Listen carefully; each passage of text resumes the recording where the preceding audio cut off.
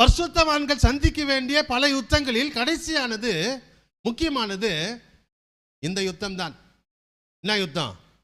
நம்பிக்கையில் விழுந்து போகுது. ஆமே, நம்ப வச்சு கடைசி ஆயுதம். நம்ம நாட்டை ஆண்ட எவ்வளவு ராஜாக்கள், பாண்டிய மன்னர்கள் ஆட்சி செய்தார்கள், சோழ மன்னர்கள் ஆட்சி செய்தார்கள், வீரபாண்டிய கட்டபொம்மன் ஆட்சி செய்தார். இவங்கெல்லாம் விழுந்ததுக்கு காரணம் என்ன? என்ன? துரோகம். தம்பி, துரோகம். வீழ்ச்சிக்கு காரணம் துரோகம். இதுதான் கடைசி யுத்தம்.